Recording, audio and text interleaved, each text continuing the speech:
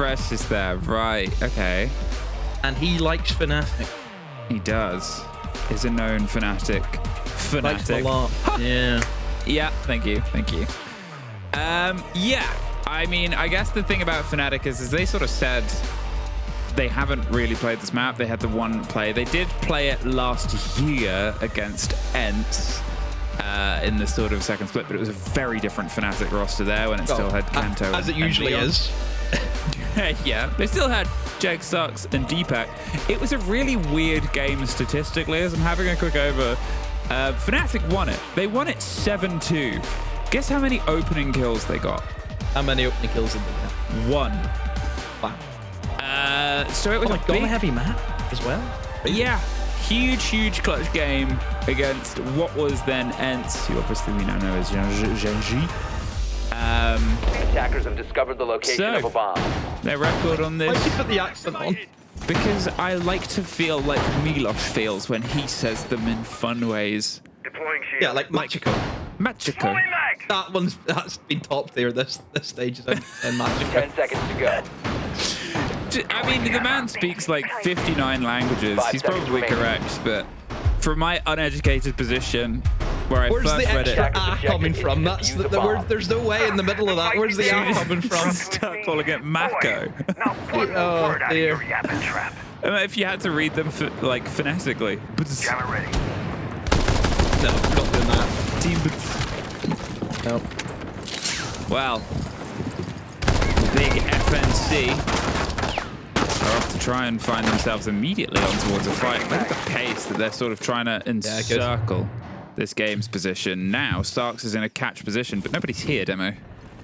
Yeah, I like this though. I think whenever you're on a map like Chalet, kills. That's what it's all about. It's setting yourself up for these incredible crossfires. We've seen so many times, Emmy, where players can just sit outside on windows and just cut off crosses. You know, you think about the 51 window that people will sit on. You think about big window over towards the fireplace. You know, all of these different positions that just helps the attackers. And the faster you can do things to root defenders out, the bigger the benefit. Right now, there is a bit of a deadly crossfire. You see that people are trying to support Robbie, but Robbie don't really care. He's just going to take the initiative and shotgun round the corner.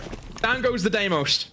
That was so good. The coverage there, played behind it, gave them the space, picks up a second, because why not? Fnatic. Well, this has crumbled quite quickly. They were very smooth in towards, and then, unfortunately, a rough landing. Here, Deepak and Wizard at 2 versus 5 to still get most of the work done on towards the pressure of the site. Fine. You have some hard and some soft in your pockets, and maybe a chance of getting a Twitch drone rolled in. But in a minute, you still have to sort of get through everything, plant and cover, and they are not giving you anything. What really can you do? They've almost set up a shooting range here at this point. And as Robbie comes up for a triple round the back stairs, Deepak surrounded. This is maybe the third round. First round, sorry, I would describe as a false start that we've had over the games that we've had today. And Deepak is just going to have to try and swing on towards the piano corner, expecting Robbie behind him. Robbie's playing this quite smart. He's really as distant as he needs to be. Yeah, he's gone upstairs now, though, so if Deepak is going to be aware of him, his little quick swing into P4, but again, still 3 more to find. C4, it's its mark. BDS, always going to win that round no matter what. Deepak would have to do something incredible, but just didn't see that happening from his position. Nice, easy round for BDS to get them started. For BDS, I like what they did in that opening bit. Obviously, Robbie, why sit and wait? Why sit and wait for Fnatic to kind of set up their attack? Take it to them, disrupt them. I like the initiative. I like the fact that he went for it. You have to be brave in a massive game. I mean, by far, this is the biggest game for both of these teams this stage. You know, this decides if all of the work that you put in the group stage is actually going to pay off. You win this game, you get yourselves into playoffs. And obviously for BDS, coming out, swinging right from the get-go is everything that you want. A perfect start from all metrics for BDS. Well, a perfect start. Continues its roll in. They made sure there was pressure across the entirety of the map. They made sure their presence was known across the entirety of the map. And obviously, A 10 clean seconds win. left. Currently Wolves BDS fans, as they will probably chop and change jerseys 5 as the seconds game left. progresses. It's like they have like flags of either team, they just like put one down. It's like, Attacker's yeah. objective is to defuse a bomb. Yeah, I don't know if you've seen it. I think is it Speed done it in like a football match where he's like chopping like Portugal to Argentina jerseys. He just switched between like Ronaldo and Messi, something like that. I don't know, was it? I don't know. I think memory serves me right. I think he did something like that. It was quite funny. So yeah, I think that's where Wolves will be with the double jerseys on, and they'll cheer for whoever's winning. So yeah, right now it's BDS as they immediately at Emmy go into our kitchen on site. Now this pretty much plays similar to what we've just seen on the top floor. You'll see teams hold above. They'll try and lock down the reinforced walls as best they can, even though that BDS have not brought any form of wall denial, no mute, no bandit, for example. Obviously, Fnatic with the Cades is also going to help them in that regards, but it will still play it the same way. No matter what, Fnatic, they'll need to go above. And the strange sort of pace of these two teams throughout this league has been that most of their wins came at the start, the sort of early doors. Yeah, Technically, I think there's one more that's in the pocket of BDS, but the thing about Fnatic is they got to OT and lost it against some pretty big teams, including Falcons. We've seen how strong they are, but the pace of their wins, as I said, really far away at this point, right? Yeah, it's Fnatic opened up with winning all 3 of their opening games, and they have lost 5 in a row. That is their form right now. It's not looking great for Fnatic, so yeah, they need to try and change things. They will now start their approach with the Blitz. Jax is getting jiggy with it on that shield. Oh, the impact stops them from ADSing. One thing you have to be careful of if you're against those operators. And oh, Jags. Oh dear. Gives that flip freebie over to Lasmau, and now Fnatic are once again at the receiving end of losing that opening pick. Freck moving away from the bath. There's a couple more BDS players mop up, and once again, 2 Fnatic left. They do find the next. They do a bit of a scratch damage against Robbie, who has been just storming around throughout this map so far, but a lull with 45 seconds and the threat that you still have to enter the building. Well, they're sort of sat waiting. There they go, to the start of the races. And the destruction of a robot gets them some of this control. Now, there isn't any C4 potential damage that can come around, but to be honest, it's the fact that you've got to try and throw yourself into these intricate firefights. They seem to have a good idea that somebody is hanging around underneath, but... Oh, Croxton just could not get the nail on that, and Sarks is on the other side of the world at this point, and... Well, the pre-firing says we know where you are. BDS, 2 in a row, looking very good. Yeah, very similar to 2 of the games that we've had. I mean, Falcons and G2, it both starts off very similar. You know, one team just dominant, never looking as though they were going to lose that round, and I think the same can be said here for BDS. I wonder if the timeout, and there it is, a very early timeout. It just feels as though, Emmy, there's just a load of mirrors in our games tonight. It's just the exact same reflection over and over again. We're like Scooby and Shaggy running through the hallway. It's just pod at plant, clock, pod at plant. Just the same thing over and over again. At this point, I am going to try and work out which one of us is Scooby and which one is Shaggy. We could take either, but there's a sad element where I think I might be the dog. We are looking at... It's not a strong start, right? It's these fear engagements. Chalet is such a vicious map. It's a fast map. It can be an aggressive map. You have to be on top of the kill game, and you have to make sure you're applying pressure, because as soon as you're inside the building, in some ways, it's similar to Border on that spectrum of our maps, where you aren't that far away from a site at any given time. You're a very short sort of distance between. And when you have Robbie and Lasmo especially so freewheeling of their positions, of where they want to be. Think about the first sort of site we had, its bedroom, and then Robbie's getting a 2K down around the billiards table. Think about the follow through there. It's Lasmo on the verticality. He's against the blitz, fine, they're trying to rush in, but he's not scared. He's stepping in, he's swinging wide and getting the kills. It's these moments that are getting a bit away from Fnatic. Oh well. We get the chance to grow. They've had their timeout. Now they just have the game ahead of them. 10 seconds left before insertion.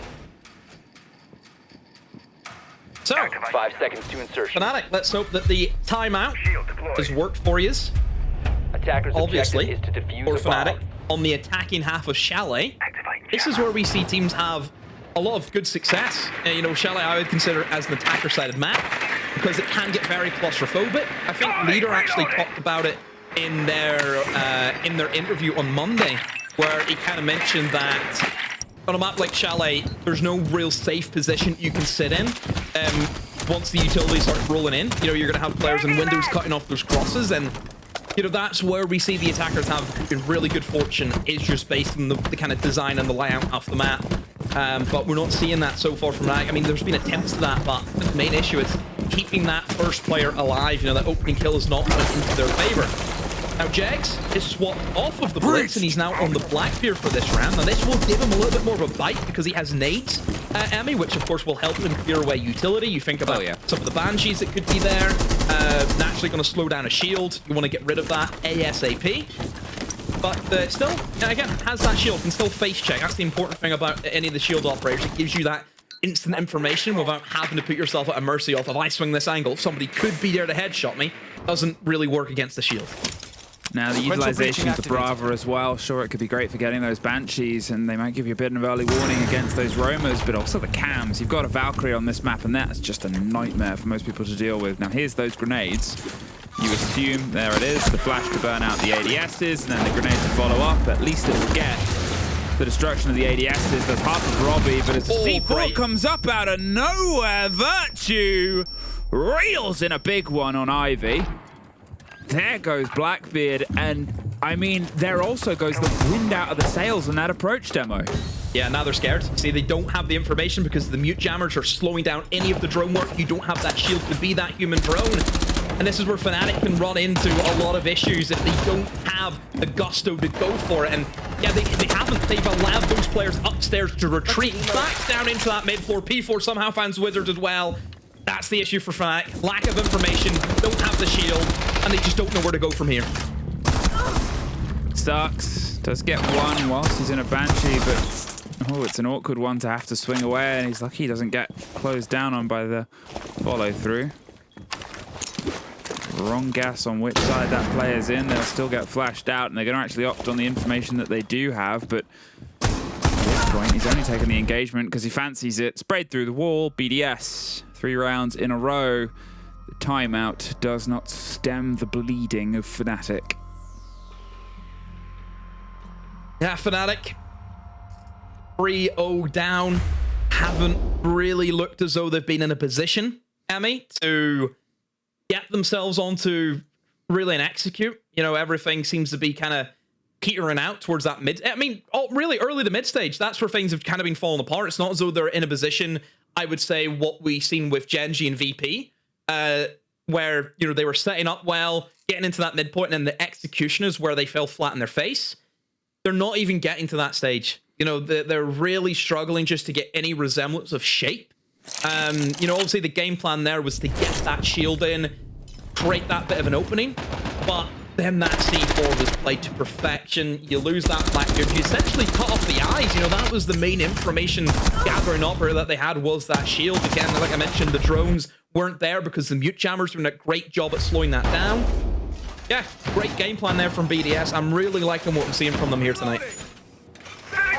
It's been so solid, and again, it's this conversation of, okay, why has today been the day of just rocking it in on the defense? The defensive win rate, including obviously the 2 flawlesses that we've had, the numbers have got to be very skewed. You would call it an anomaly if you had like 1 flawless half in a day. We've had 2 defensive flawless halves. We're halfway through a chance at another. We've still got 3 rounds. This can still be tied up. But BDS is just flying, soaring. Full High School music retinue right now. This point, Fnatic. They're going to see if they can try and take the initiative here, as Crocs can't. Freck serves it up in bar, and it's almost, I was going to say slip away. A bit of damage done back towards Starks, but not quite there in time, Robbie. I think that's 4 for 4, isn't it? In terms of opening dash for Fnatic. Yep. It's not a great stat to carry, especially a map like Chalet where it is more kill orientated. You know, strategies are less of a thing. It's about how well you can get those picks. And, you know, I think Chalet's probably the biggest rat map, I think, in terms of being able to crouch walk your way through the map. Think about that massive basement that you have with all the staircases available. But right now for Fnatic, things just are not clicking. Now, they have got a better control this time, though, Emmy off the map, I feel. They've actually got control of games. They're in towards library now. You can see that everyone from BDS are either in the bomb site or just the one player who's inside a trophy. But again, you're pretty much in the bomb site if you're B4. You're not far away from it. So we should see Fnatic actually get an attempt here of going for an execute. Now, if you look at the position here for BDS, you've got one guy on the half wall inside of office. That's going to be the player that you need to find. You look at what Fnatic have. You've got one nade. That's all you have to clear away this position. So the only other thing I can think of is they go below to try and DMR or Deimos track him and use the pistol. That's the only other way you're going to get rid of him. At this point, this feels like the first time that we're actually getting some pressure on towards the site itself. As you said, they're setting up in this position, but P4 going underneath. Oh, he's caught out! The Deimos was able to operate, as you said, and they had Sarks on the cover. P4 waddles to his death, and now, for the first time, BDS have a man disadvantage to try and make something happen with. The calls will come out, but they know where he is, and he can just get that cleared away on the mute jammer and tuck himself closer and closer. But they're now very aware, does a bit of damage, doesn't get the full kill on the second, just a down. That leaves Lasmo and 30 seconds. C4 over the top does at least stop one.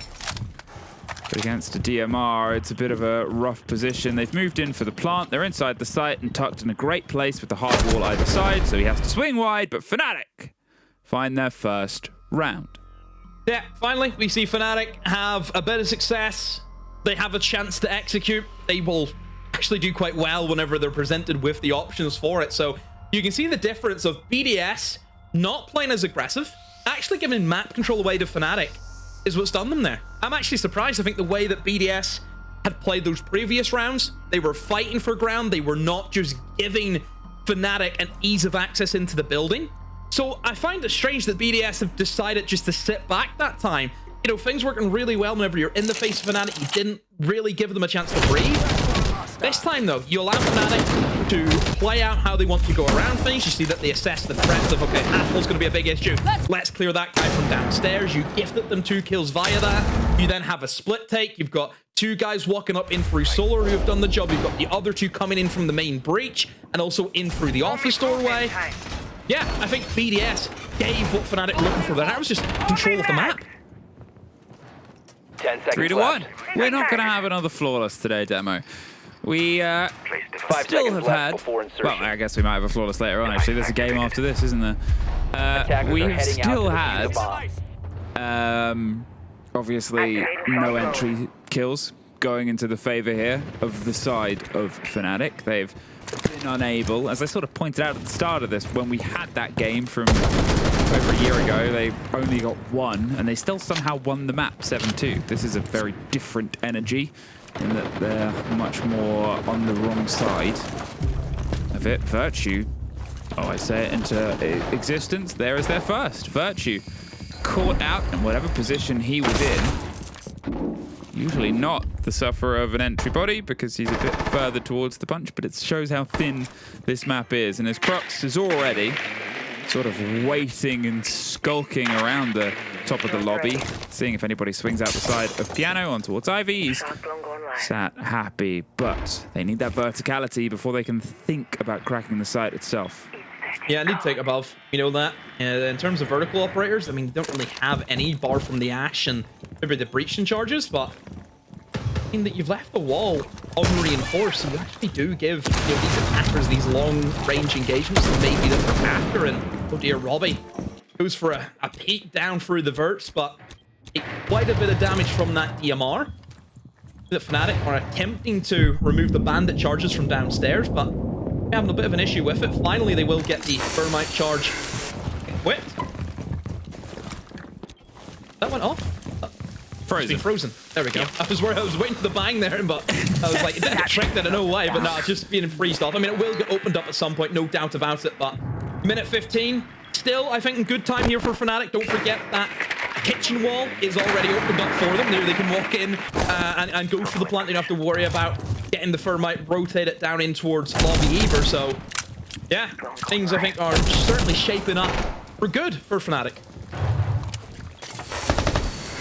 Now, just shy of a minute, they've got their eyes inside and they're going for the kill before they go for the plant. Clever move, you have the man advantage, make use of it. Uh-oh, there it goes. Uh-oh, it's gotten even worse. Suddenly, things have fallen apart a bit on the push. They're trying to drive their way up West Main, and as Jax does get one more, there needs to be a bit of a swing almost here from BDS. There's a great take, expecting the follow through, and gets it in the smoke! I was gonna say clever idea, rotating around in the smoke itself, but as the DMR in a close fight against the Great Pistol can't connect, Jegs gets it. Oof, that was a way for that to spiral out suddenly. Touch and go, I think, for Fnatic. Looked to be as if they were set up in a good position. They've went for the execute. Things maybe didn't plan out the way they thought, but thankfully they stabilized. I mean, Wizard coming in with some big kills. So Fnatic, that's 2. Still think they need the even half though. A 4-2 split. Starting off in the attack, it's not great. So Fnatic, a big round coming up. Keep yourselves in a chance of making it into the playoffs. BDS taking their foot off the gas ever so slightly. I mean, again for BDS, I just feel as though they're not fighting in the same capacity as what they did previously. Again, allowing Fnatic to have that map control. Yeah, I think it's the... I mean, there's almost elements of it where... Did they get a little bit too lackadaisical? Did they get a little bit too relaxed on it? We didn't see how Virtue sort of got pipped quite early on. 5 seconds to insertion. Probably didn't play into any sort of favor, but the fact that they sort of wanted to go, oh no, we'll just throw these tubs out. We'll waste the time that way. We'll do whatever. Fnatic had the opposite energy. From where they were a bit sharp on their entrance to the building, they haven't actually slowed that down. They've just shifted things. They're doing good pushes up West Main. The response to, oh, we're slowed here, let's try and do this. Yeah, they lost the next kill, but because they'd opted for these extra positions, BDS almost sitting back, expecting things, has led to a result where they've pulled back 2 rounds. They could still get themselves off to a decent defensive half round here, and you know, I think nobody's on a sort of tighter watch on this right now. If it ends in an even half, as we get some thrilling ladder gameplay, you can only imagine what Wolves are thinking.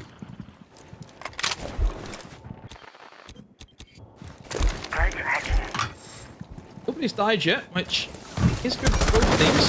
Very close to it, but still alive. And don't forget as well, Frack has a C4. You know, certainly that's something you'd like to have. Try and get those picks whenever you know that Fnatic are certainly fans of trying to take in towards Library and across towards the top floor. Having that C4 from downstairs would be very handy to have. Taking off C4s. I mean, Virtue, you can see, is ready with the lineup, but not ready to go as of yet. Fnatic certainly taking their time with this approach. It looks as though that everyone bar Wizard is actually outside off the map. Again, a very atypical thing that you see just playing on the windows. I just wonder how they're going to get themselves in towards that top floor, because they don't have the shield this time around. Remember, it was the Blackbeard they're trying to play around, pushing in through jungle and trying to make his way in towards Fireplace. So without that, I do wonder what's going to be their main way of getting in. And that Butte Jammer, oh dear, it's going to cause some issues. Jags do not open up that connector wall, so the defenders who are anchored in the bomb site, they are safe. I get throwing the second one on is hoping that they've put it a bit closer around, but you could have put a little bit more distance in between where he threw the second one.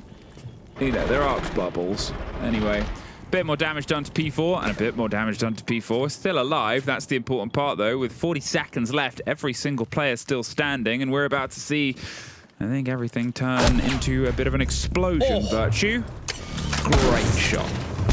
Clears the man out of the coat room and sends him on his way. And here's that explosion I talked about, but it's not quite met with any blood on the other side. Fnatic, it's only working away of your favor. You got to get in there, lads. Get into the fight, get into the picture, and oh, there's at least one. Lasmo's gone. There's Sark's getting another, and there's P4 stopping the bleeding for a second with Wizard on the flank round. At this point, a 3 versus 1. P4 on no health. He's spraying onto one, can't get the next, and it was late, but it arrives on time all the same. Yeah, really light. I mean, I was worried there for Fnatic. Not a lot really happened for them, but they were geared up. All they wanted to do was slow down any rotations that could have happened. I think their main approach was trying to flood in through kitchen and dining, in through the short hallway. But again, it's risky to go for that if you don't necessarily have the top floor control. But thankfully, their attackers who jumped in through the windows above were able to win their engagements. Yeah, so really for Fnatic, just winning their gunfights was able to see them through that. I think that's a round for Fnatic, where if one gunfight does not go in their favor, they lose that. So it is a really risky strategy, but still being able to make it work. You know, their gunners are gunning, and they have certainly salvaged this half. Give credit to them. They were 3-0 down. Things were not looking good for them. They have responded oh so well.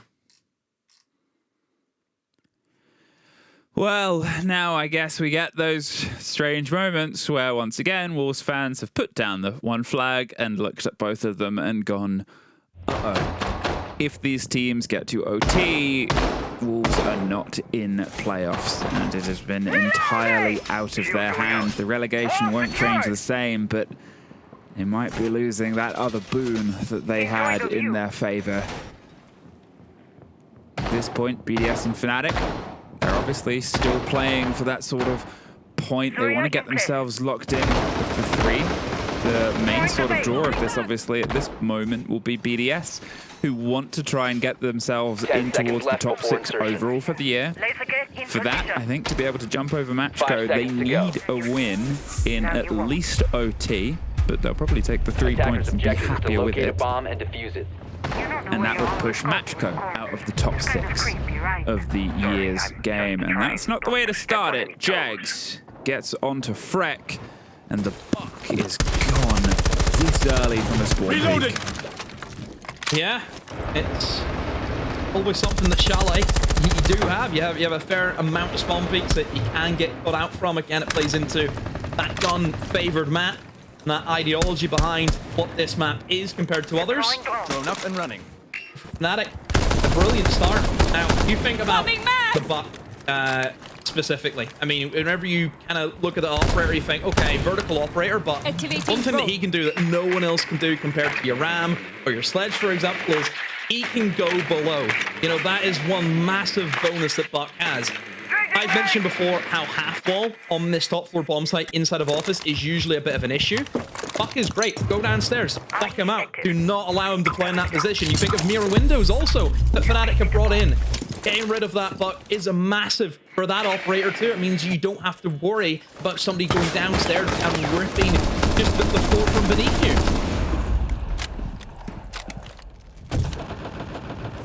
Getting themselves the pressure on towards the breach itself, making sure they have these angles, but they're concerned about going up against the mirror window until, as we see, it gets cracked across. They have these sight lines, but we've talked about how Fnatic was sometimes a bit sort of out in the drift on their opening attacks here.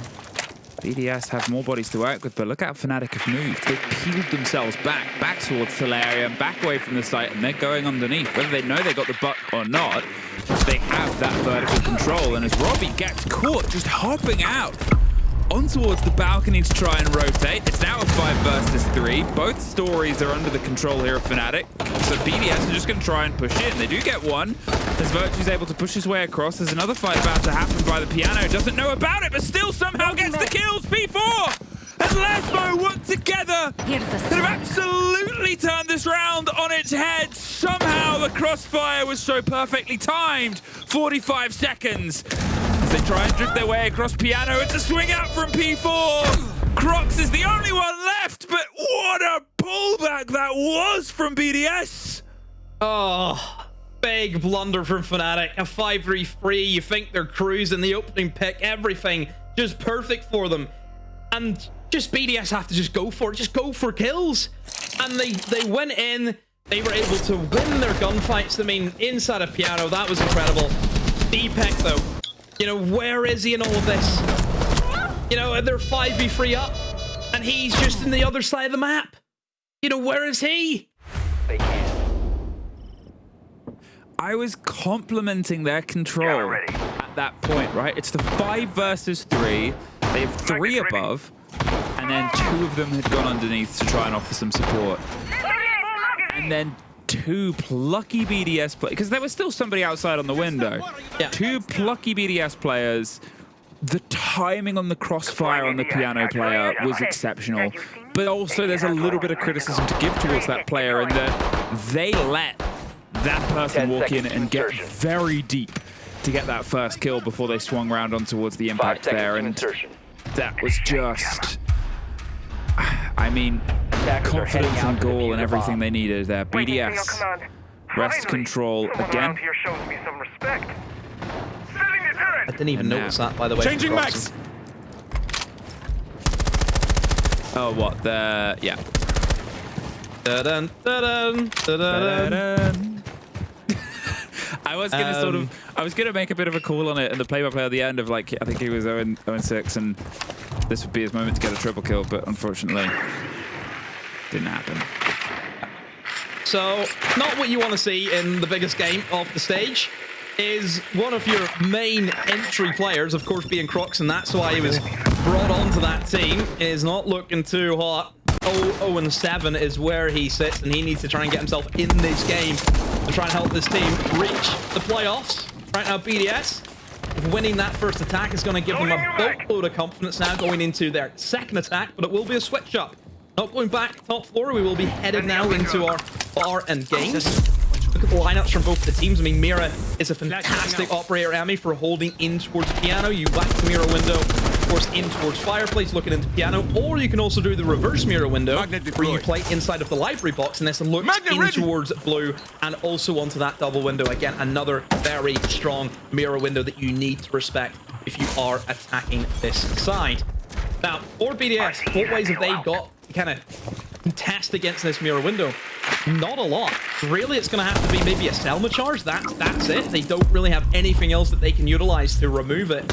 So, it really comes down to how well they can cover that Selma charge for going down. A lot of pressure building here around Crocs, and he's going to see if he can try and find a way out, but there's not the immediate blow towards it. Deepex on towards the back line of the site itself, and that still leaves these two players on the top floor.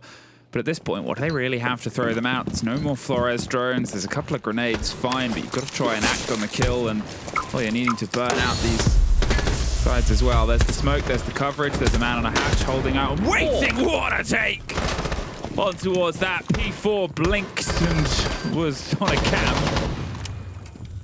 Still no immediate follow through. There it is. Lasmo's able to get one. The player on the mirror window is still holding their best. There's three different angles. It shows the power of a mirror window right now. Just being able to hold off three different players. Drops onto the hatch. Doesn't get caught because of the cover of Suggs. Is able to work it, and there goes Freck. Virtue with the grenade gets them back though, and there's someone that's moved their way in towards the fireplace itself. 15 seconds though. It's a 3 versus 2, but they still have to drop onto the site. And no! Hit him with the Assassin's Creed, baby! Wow. I mean, that was not what I was expecting. BDS win the round. I think Croxon, he does get his kill at least, but he was downed as he went for the knife. And then the last player lost his engagement inside a connector, so BDS do win that round. A very fast ending to it. But BDS, I mean, I thought they'd done a great job at actually utilizing the smokes. I mean, just smoking off the mirror window, that's one way also to play around it. Don't worry about just clearing away the mirror window. Make it so he can't use it. Block his line of sight, make him panic. I mean, you've seen that there was a moment for the player in that mirror window, Croxon. He didn't really know what he wanted to swing. There were 3 potential swings that he could have went for. And he just panicked. There was too much for him to go against, and he just left. And then he forfeited that top floor control. BDS have that man advantage, have that top floor, have the hatch open to them as well. Yeah, BDS close it out. They are rolling now onto the attack.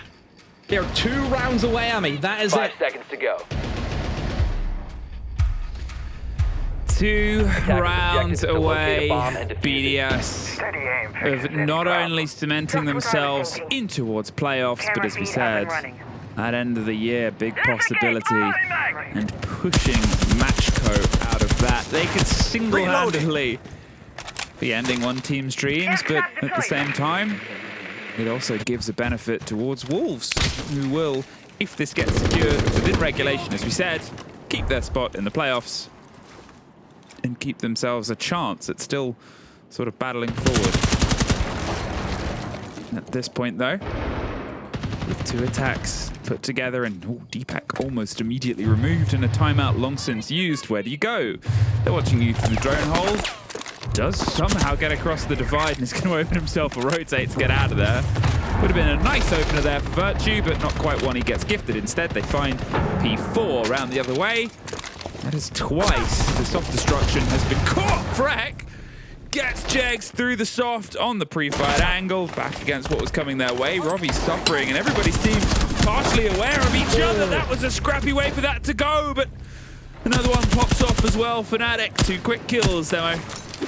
Yeah, they went for the solar take across, not interested in trying to clear in through library, and they just haven't won their engagements, Emmy. Yeah, very simple as that. Fnatic have held firm in towards that top floor. The 2 remaining players are going to attempt to try and get themselves in for a trophy, and that's what I was thinking about, just walking straight into the site, but there is somebody covering that. It's going to be Deepak on that mute, so that information will be fed free to his team, and now Fnatic can just recuperate in terms of how they want to position themselves.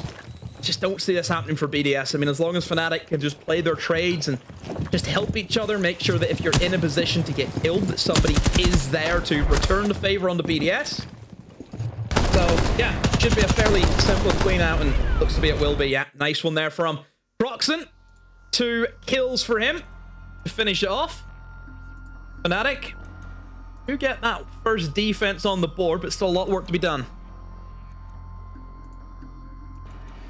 Yeah, I think that's the sort of thing about it, right? Is sure, it's 2-1, but it's still late. However, in the opening round, it was 3-0, and we were sort of contemplating, is this going to be another fast one? Is this going to be another one that goes all the way? Instead, they pulled it back. They got themselves leveled off.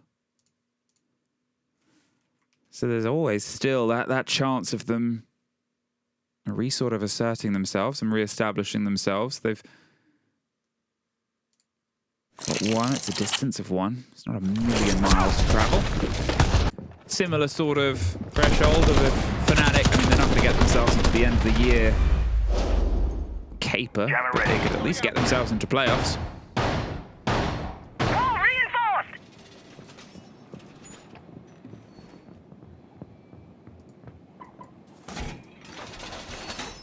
Overall for BDS, it felt like a round where they wanted to play as fast as they could to try and catch Fnatic by surprise, but I think you kind of mentioned it. It felt as though everyone knew where everyone was. You know, both teams had pretty good ideas about what either side was doing, and it just comes down to who wins the engagements. And yeah, that's sometimes what Siege is. It's just who can win their gunfights. You know, simple as that. It's a shooting game, Emmy, at the end of the day. That's what I think some people forget, as much as, you know, tactical analysis comes into it. Yeah, honestly, you'd be surprised if there is guns. If you can shoot people and kill them, you will win. Activating shock drone. I need to tell somebody about this. I'm in shock. Because I thought based on my ranked teammates that you could try and just not shoot back. 5-4 here. And the entry statistic, we sort of talked about it in the first half of being something that entirely eluded Fnatic. Here they've been able to double it down. They're up 2-1 on the second half. They've been able to make sure that they're that first go, even when things like this happen. Last time it was Deepak that took half health. Before then, the next kill came about 20 seconds later into their favor. Wizard, similar story, but he slips away without getting the full bite. And it shows also the range of these DMRs. That's a shield. And I mean, sneaky, sneaky. Very, very close. In a very late shield, no doubt about it. See, this time for BDS, a much slower approach. I do like how fast, though, they were able to entry and downstairs. Fnatic have no interest in actually playing downstairs, and because of that, it allows things like that to happen. They've been able to use the nade to clear out the player who we've seen trapped inside of the bathtub. There was a trade, though. Deepak was able to respond with a shotgun kill also through the flooring, and it did take out Freck. So it is going to be an even 1-for-1 trade. For BDS, a little bit of a scatter shot in terms of where their players are, a bit all over the place. Don't really know what they want to go for here. It does seem as though Solar's going to be on because you've got a player on that repel. You are going to go for the solar repel, Emmy. You need to make sure you have a good, stable control and big window, and Virtue is going to get himself set up at that position. So as long as you have that double window, it just stops that cross from happening. So those players who are on the other side of the map, you look at where Proxen is right now, or he just decides to leave early as he swings onto the outside window, and Robbie will take him down. I mean, this is geared up, especially with that pick. Robbie has killed the only player. What on earth? Robbie killed the only player in sight, and then a double swing onto the player onto the bathroom balcony has been picked up by just a Twitch crabbing around the map. So weird.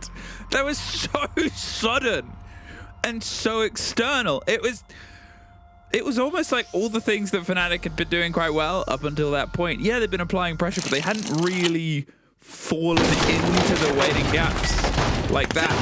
You know, okay, that's why he had to leave. Fair enough. And Deepak pulls one back, but here, just the sort of filthy. And then P4 on his usual role. And two players just sort of crossing across around Ivy to try and swing out the window. It's just... Yeah, you had the first guy swinging, and the other two almost felt like... You ever seen those nature documentaries where, you know, there's like just a herd of like gazelle? One gazelle goes and they all go after it. It's like as soon as one goes, I'm going as well. And it hasn't paid off for them. I mean, at this point, BDS, they've secured themselves 1 point. They've secured themselves that position. They're able to get themselves jumped up, technically currently above Fnatic. And this does secure them 4 playoffs, I believe, at this point, because even if they go on and lose it, they still have the round difference over Wolves. They still have that 5th or 6th technical spot.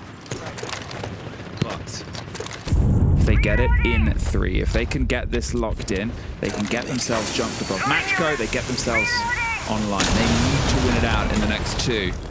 Yeah. If they want to be at those finals at the end of the year. And also they do Wolves a favor. And they do Wolves a favor. Imagine talking about Wolves rallying behind BDS and like 2 years ago, those teams being the two French rivalry, right? Yeah. It's like now they're best friends. Whoa, crazy things happen. At this point, Fnatic desperate to get it in on towards OT. They just need the 2 rounds. Again, same story. They don't need the win in OT to get themselves in towards playoffs because of the work already done. But if they want their dream of getting an international potential stage performance and the fight alongside those playoffs in the best of 3s, they're going to have to ruin Wolves' dream and day. Taking their time here, Emmy. And for BDS, not a lot has happened for them.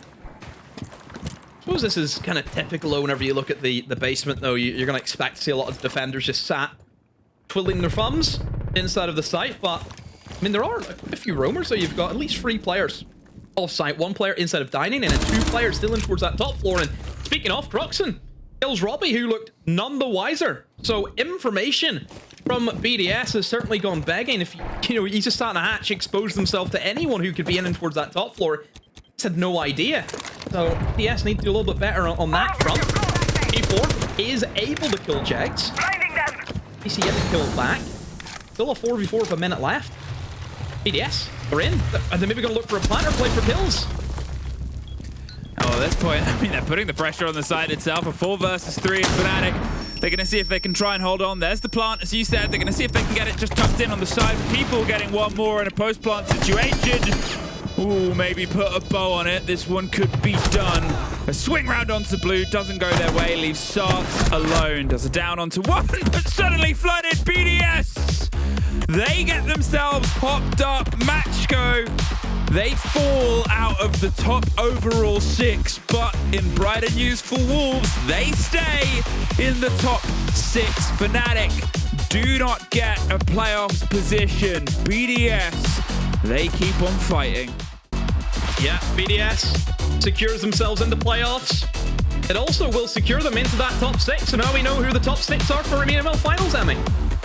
Well, we'll leave that for the devs to talk about and how they broke it down after this break.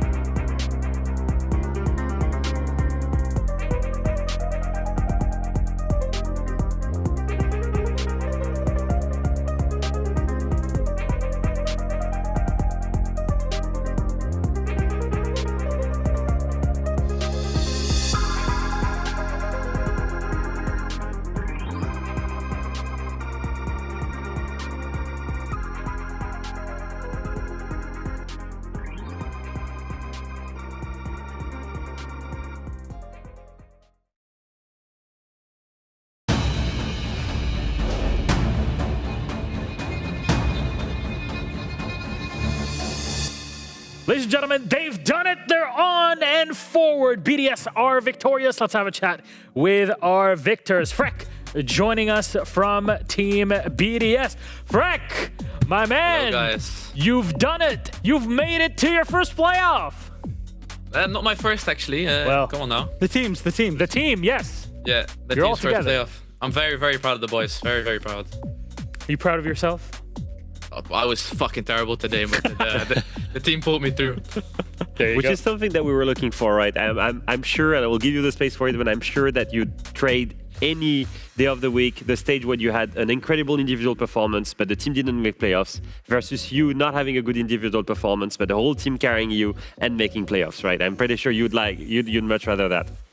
Yeah, for sure. I mean, like now there's something to build on. You know, we have something to play next week. Otherwise, like you can have a good season and it's for nothing. You know. Now we're still in it. I'm actually curious to check on the spirit of the team here, because for the longest time, Jack and I, we said you guys have a lot of potential, but it's so inconsistent in the results, right? You have such a strong start and then you have a couple of losses.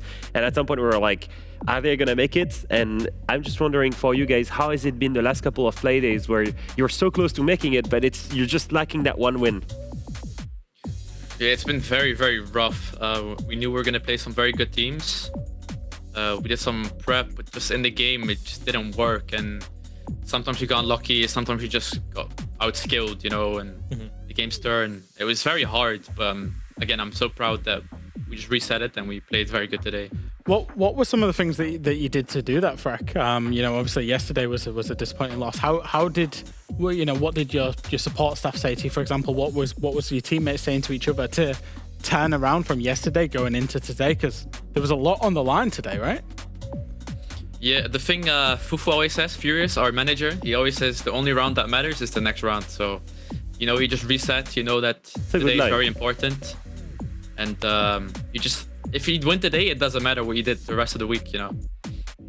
He really got focused on it, really got that win when it matters, the performance of everybody. But now you're swapping on from best of ones to best of threes. It's a whole different ball game. How do you feel as an individual and then as a team to tackle that next obstacle?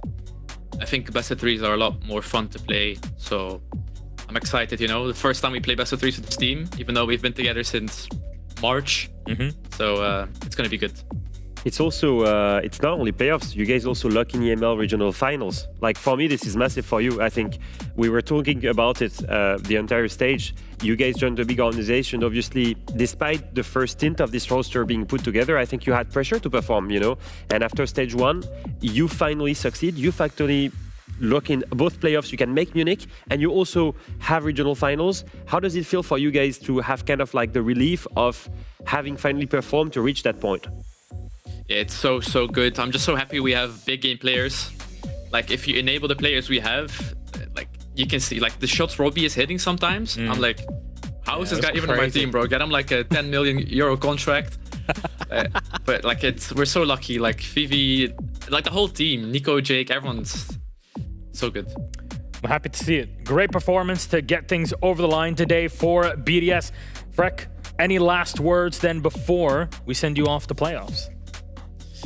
During playoffs, I won't be shit, guys. Trust me. We will hold you to that.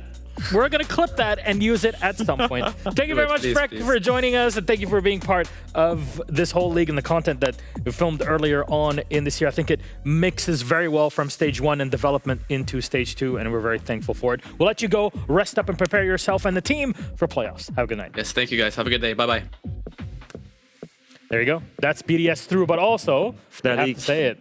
Yeah, they're not here. Fnatic gone, done. Who also makes it into playoffs? And that means that relegated Wolves will also be playing in our playoffs to make the Munich Major. Yippee! My fairy tale dream that we could have a relegated team from our league win the Major and qualify to 6th Invitational is well and truly alive. All right, it will be dead in a couple of days, Jack. Don't worry about it. No, I've got at least 6. But I just want Wolves to take that opportunity to just go in. That's you know, crazy. It's a free hit. Yeah, to just go in and have fun. There's no pressure for them to perform anymore. They're not even in tier 1 anymore. They can, you know, they can play without anything, no stress. coming back to that game, I will say this. BDS had a really strong defense start. Fnatic actually thought that they cooked really well. The adaptation on the second side of the rotations was perfect. Yeah. From a 3-0 lead back to a 3-3. But what really made the difference is BDS work in attack. Yeah. And that's something that I did not expect because it used to be such a weak side for them. I will say this, P4 stalling was on point. Yeah. Some of these isolations here in attack were absolutely perfect. The kill on the bathroom, like the kill on the bathtub here. Honestly, everything seemed to click on. 4 attack wins, perfect. And that puts them on 7 points. I think teams have figured Fnatic out a little bit, that when you take risks, when you be a little bit unpredictable against them, they really don't know what to do and they can't cope. I think Gen G did it yesterday. I think BDS did it perfectly today, particularly once they got onto their attacks. They were so much to handle. You know, even the very last round, the Thermite walking in the breach, instead of planting, has walked connected to get the kill first, then planted. That type of stuff where Fnatic are just not ready for a lot of things. And I can see you scheming away here, Leo, so I'm going to let you take over. No, I'm just really happy to see Lasmo and P4 perform. Yeah. Those guys were the two guys that were maybe trailing behind a little bit in the rest of the stages. And what's more important for me, nothing matters more than this game for these guys. Out of the whole season. Yep. You know, it's what brings them to maybe being in a position to save themselves. Boom, they lock in the playoffs. To do what? To qualify for the Munich Major in a couple of days if they can make it happen and break the top 4. At the same time, what does it mean for the general standings of the combined 2 stages? These guys are making it all the way into regional finals. And that's on the back of P4 and Lasmo performing when we needed them the most. Here they are, top 6, 22 points, only 1 point more than Matchco, and that's the beauty of CG. Craziness. This is the great escape. Just means that BDS in this case, given the context we gave yesterday and ahead of this entire competitive week, is that they've been able to justify the investment in the squad. They're able to lock in the playoffs, also get more games, more practice in preparation for regional finals that will also be, of course, televised and all of that. So they'll get the extra cash out of it and the potential to get a spot at the invitation. Yeah, I had 4 of those teams right in the top 6 for my power ranking. I was just checking. And I remember you telling me that I was glazing on VP for putting them where they are, and I was glazing on Secret as well because apparently they were too weak. Well, both of them made it, top 6. Just trust the experienced guys. Was you right about Fnatic? Yeah. Because we haven't spoken about them. That was a big disappointment. Yeah, it really was. It was... And Wild, he put them at what, number 4, number 5? You also put Wild too high. But if we just focus Fnatic a second, I think that's ultimately a promising stage. That's has turned into a very disappointing year. That's heartbreaking. When we showed the overall standings there, Fnatic is saved by the grace of God that they're a partner organisation. Yep. The performance that team's put in across 2 stages isn't acceptable enough for an organisation of that size, and their expectations. Even though they were promising stage 1, they really fell off in the back end of stage 2. Gentlemen, we're not done yet because we still have one more game to play. Secret versus Wild. We'll flip those up on the screen for you to see. And really, a very important piece is coming up. Let's come in on the close-up for this one right over here. This man, Alfama, has been all the way to Morocco to have a chat with the one and only Mowgli from Team Secret, and all of that is coming after the break.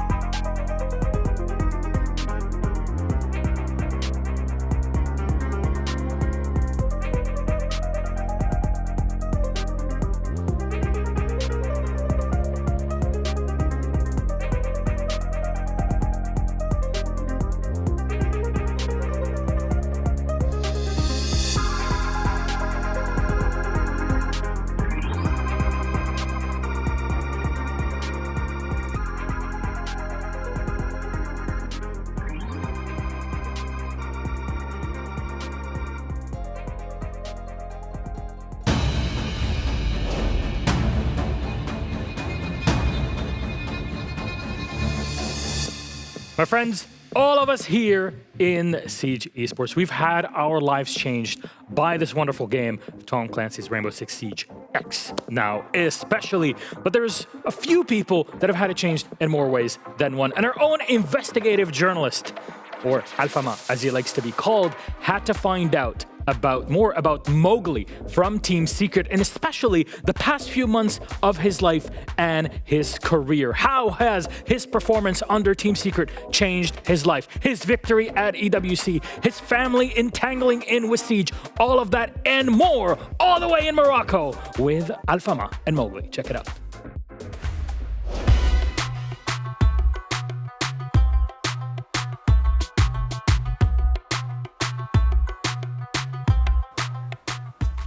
Hello mec.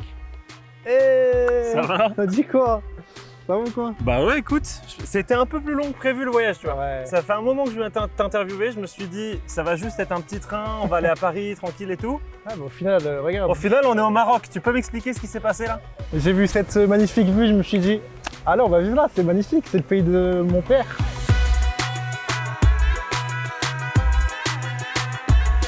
Ouais, nickel, c'est super. Est-ce que tu trouves que ça a l'air typiquement marocain, selon toi? Ah mais là on est dans le luxe marocain là. Et c'est fou que c'est amené à cette décision où tu t'es dit, avec toute ta famille, on va venir vivre là. Ouais. Et le timing est assez dingue, je trouve, avec le fait que tu gagnes l'eSports World Cup juste avant. Ouais. Est-ce que tu peux me raconter un peu comment vous avez pris la décision, comment ça s'est passé? Bah, la décision on l'avait prise avant la World Cup déjà, bah, même au moins 6 mois à l'avance tu vois. Ouais. Mais en gros on s'était dit on voulait trouver un pays musulman où en même temps bah, je peux exercer mon métier. Ouais. Du coup avoir un ping en dessous de 40, 50 ça serait cool. Et quand j'ai fait la liste de tous les pays, bah, je me suis dit bah, le Maroc c'est le meilleur, c'est le pays de mon père, j'y ai été, c'est magnifique, je connais Tanger. Bah, Tanger c'était directement notre coup de cœur et on a été voir quand même, on avait fait un petit séjour de genre 3-4 jours. Et ma femme elle a adoré, on s'est dit bah vas-y on se lance, après la World Cup on prend la voiture, et vas-y c'est parti, on s'en l'aventure. Je pense qu'il y a peu de gens qui savent un peu déjà peut-être que bah, déjà t'es marié, Ouais. c'est assez ouf, que t'es papa aussi, Ouais. c'est incroyable en vrai. Mais je me dis, je me suis dit avant qu'on se parle, est-ce que t'es pas le seul joueur en EML qui est à la fois père de famille et joueur pro? Bah franchement je pense que oui, parce que avant il y avait Léon Guids, mais du coup bah, il est plus là. Et c'est terminé. Du coup ouais, après moi j'ai été discret sur le fait que je me suis marié et le fait que voilà j'ai eu un enfant et tout, tu vois, parce que moi je crois au mauvais œil tout ça. Du coup j'aime pas trop, c'est ça. J'aime pas trop exposer ma vie complète sur les réseaux sociaux, tu vois, même si c'est bien pour mon travail. Mais j'ai un peu cette réserve que je prends avec tous les réseaux sociaux, tout ça. Mais maintenant je pense que beaucoup de gens le savent aussi à travers mes streams, à travers... Il y a beaucoup de gens qui le savent, même quand je vais en déplacement à l'international, tout ça, j'en parle avec les joueurs, tout ça. Forcément. Et moi je trouve ça fou en fait que tu arrives à conjuguer. Tu es quand même en train d'élever un enfant en bas âge avec ta femme, mais en même temps tu étais joueur pro, tu vois. Est-ce que tu sens que ça a impacté? Je pense que c'est plus dans la façon de gérer mes journées de travail, tu vois. Ouais. Parce que c'est plus, je suis chez papa-maman et je fais 6 heures de scrim, après 6 heures de stream, et après on dort et on refait ça la journée. Genre là j'ai une femme, j'ai un enfant, du coup bah, je dois gérer mes heures, je dois vraiment avoir un emploi du temps structuré. Parce que voilà quoi, le bébé il a besoin de me voir aussi, même la femme on a besoin d'aller sortir, voir ses beaux endroits, aller faire des déjeuners, faire des activités, tout ça. Du coup, ouais, c'est plus une question d'emploi du temps, de bien s'organiser, tout ça. Et sinon, à part ça, dans le jeu, c'est juste une motivation en plus. Et bah, j'ai eu le bébé et j'ai gagné la World Cup. Ouais, j'allais dire, en fait, le truc arrive enfin, ça m'a boosté.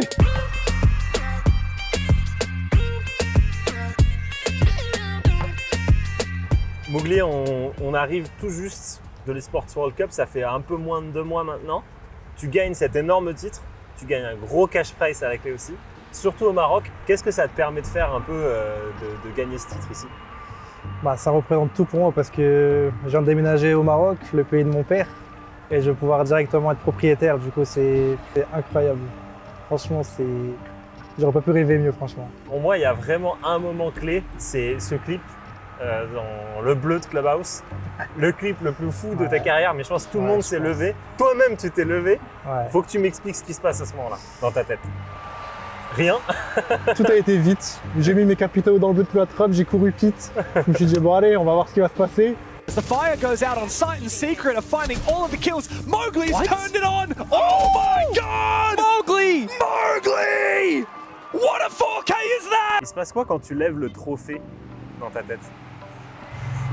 Il y a trop d'émotions. Est-ce que tu réalises ce qui se passe à ce moment-là? En vrai, ouais, mais en même temps, je suis encore dans l'émotion de fou de me dire j'ai gagné. Genre le moment où tu gagnes, il y a toutes les émotions qui arrivent. Et quand tu te lèves le trophée, tu t'en rends compte que tu l'as gagné.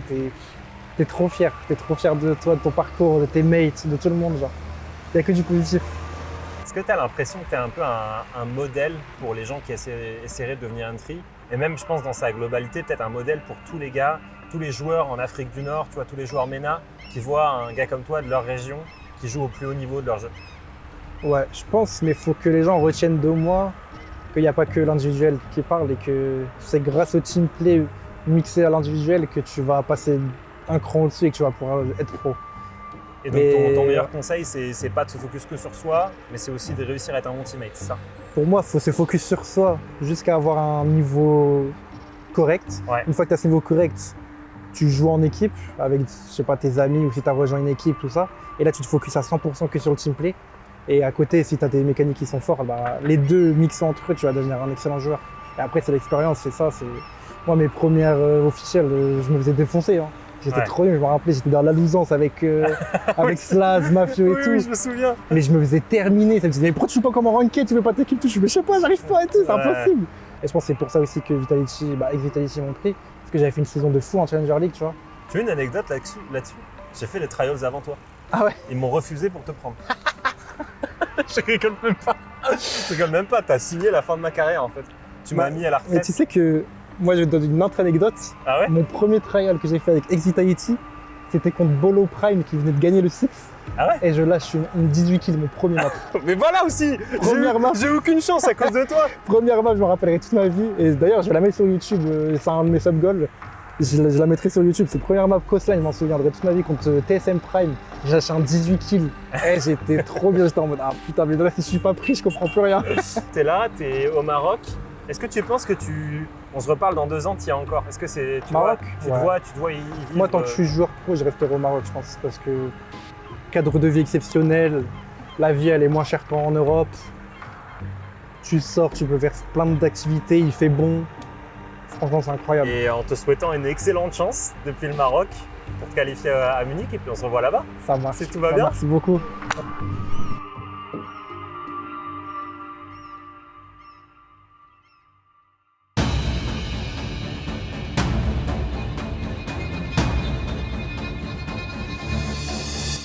What a beautiful piece of content that we just saw. Thank you very much, Mowgli, for having joined Leo on this beautiful conversation. And Leo, I'm so glad he was so much better than you to get picked up so that you can be with us eventually. That's true. The butterfly effects of Mowgli emerging.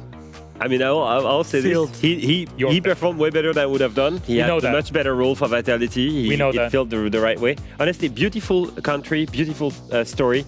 And such a good, I think, interview. I had so much fun listening to what he had to tell me. And incredible food. I keep saying it. And by the way, these interviews across the 2 stages that we've done now, they're really opening up the human side to our players in terms of seeing what goes on in their lives and the trials and tribulations and some of the struggles that they've had to go through. And Mowgli's no different there. You know, being a father and playing, and that's got to be hard. I love the fact that the hero building that's been happening over the past couple of years globally, but especially in EML, is not just on the players and interviews and social media, but it's also on us and the entire production team to make that happen. And it is happening. And I really hope that you guys enjoy all of this content.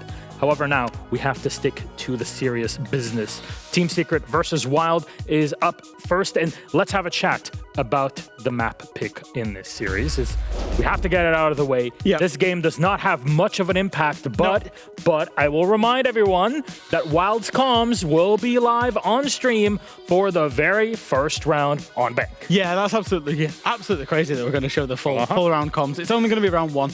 We're going to be showing those comms when Wild are attacking Bank. Now, I think Wild's map pool doesn't really match well to Secrets, particularly a couple of maps that they love to play in Lair, you know, Night Haven, Border. Like, Secret are so good at all 3 of those maps that Wild have had to ban some of those away.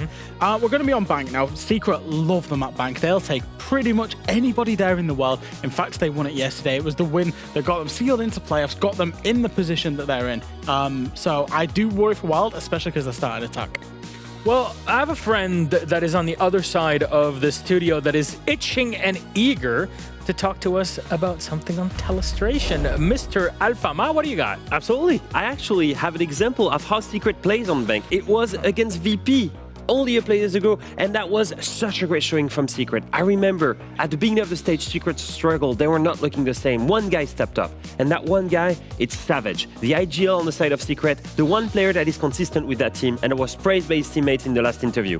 Why is he praised? Because he's an IGL that makes an impossible take look perfect. 17 seconds left. All 5 players on the side of VP are here and alive. They can deny the plant on basement, and I want you to pay attention to this attack here. The Capitao is going to send Firebolt and smokes in the A-bomb site. Green bees are being sent into red, and I want you to pay attention to the reaction on the side of VP. We see a first C4 being sent by VP completely blind into the smoke, and then we're going to see a gas grenade being sent completely blind into the smoke as well. That's the power of utility.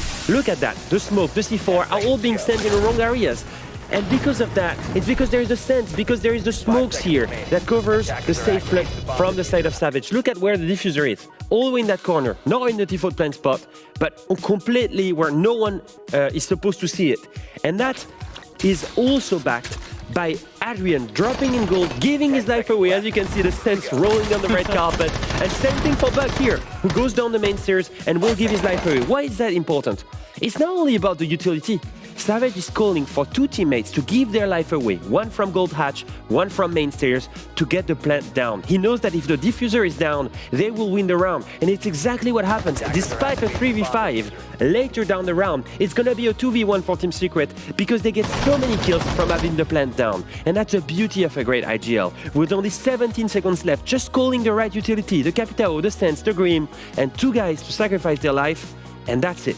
They cook an amazing strat, an amazing attack. That's the beauty of Secret, and Secret, I'm not afraid to call it, is back from EWC. And that's to say that stats on their own do not tell you the whole story. That is a sacrifice that will never show in numbers. It shows, though, in the results of your entire team. Yeah, exactly. You know, you look at it, I think it was Doom and Adrian. I want to say Adrian was on the Sense. I think it was Doom that was on the Book on the main stats. No, actually, it was Noah. Both of them, neither of them get a kill. They don't get a death, or they do get a death, but they don't get a trade. They get no cost, they get no stats, no EPS for that. If anything, it goes against them. This is what's so good about Team Secret, and the way that Savage IGLs is that he's got 4 guys around him that he instructs to do it, and they do it unconditionally. They do not do it and wait for something else to happen. They do it when they need to, and they cause that distraction. Other teams would have, the guys on the hatch and the guys main stairs would have waited for plants to go down to try and then backstab. These guys, they're front stabbing, distracting attention and allowing the plants to go down because that is the win condition, and that's called. That's why Secret is so good. On the other side of this story is Wild, and Wild are officially relegated, so this is the last time we'll be seeing them competing in this entire year, really, in competition. But like I said, their comms will be active during their round number 1. Thank you very much, Wild, for that, so we can hear how things are. They'll be playing their hearts out, and on top of it, we will also be interviewing them at the end of this match, no matter what. Yeah, and it's worth saying, just for the viewers, we're not just randomly throwing this on. We have arranged this with Wild. They are aware that this is going to be and have agreed to it. So thank you for them. And I think for Wild, it's important that they go out with their heads held high. I think, you know, unfortunately they got relegated, but Doki said it in the interview earlier, these guys have improved tremendously, and this game is still massively important, even though there's nothing on the line other than their self-respect. Ultimately, they want to prove that they can still do it at this level. Yeah, this is the last dance from a roster that many were writing out, I guess. And I will say this, I'm super excited to see the last match. I will keep my point short. All I want to do is get in the game because I'm so I guess sad that I'm not going to get to see these guys again. I was hoping that they would make it because their evolution so far has been amazing throughout the year. Yeah. Well, we're going to see them and get to hear from them. Our final matchup of this group stage begins. It's Team Secret versus Wild with our casters, Folk and Demo. Take it away. We will take it away, thank you very much, and, well, only actually briefly, as was put across many times, we're going to get a special treat in round 1. Thank you to Wild. One last dance, and let's give it a very exciting time, shall we? Secret, that's the opponent, and a day of having pretty one-sided games, Demo. I think, very briefly, how do you think this one's going to go? Well, we've one less round of cast. Does that mean we lose pay? Is that how that works? No. We work less hours now? I like how you and I actually learned this was happening in Doki's interview. Technically, Doki learned before we did. So at some point, I assume we'll just hand it over after the bans. But it's going to be a very, very cool experience being able to listen to a team attacking bank as well, where there is a lot of work to do as attackers. Yep. I mean, it's sort of that split. So, any last words before we disappear for a few minutes? No, this is my favorite map currently to cast. I think whenever it comes to attacking this, your IGL needs to be on it, and we will learn that very quickly with Wild. I think that's the thing. It's going to be the biggest test of the IGL, but thank you again, Wild, for letting us do this, all the players for agreeing, and the people behind the scenes. So I'm going to take a back seat, get my popcorn, sit and watch, and see if my job gets replaced. Garen's in Narnia while the round's happening. They're back in one together. They're actually fucking terrified. That was everyone, apparently. Blue basement. I got my open cap. And then that opens like. Razor wire in position. What else do we see? No, nothing. This looks like it's gonna... Okay. This looks like it's going to be a roam setup for the map clear. We should take opposite clear, like a vertically. You can take a demo sneak. Massey can take the buck. We don't need execute ops as much. Yeah, up on the cappy. Yeah, it's like smoke on site. Yeah, they have a VOC, so careful for the VOC cams, Mass. Yeah, Fender is playing Fender for the drops. We don't have a lot of set. They're gonna contest a lot, by the way. Like, literally a lot. Yeah, it's gonna be home up. Watch with bomb peak when aggression.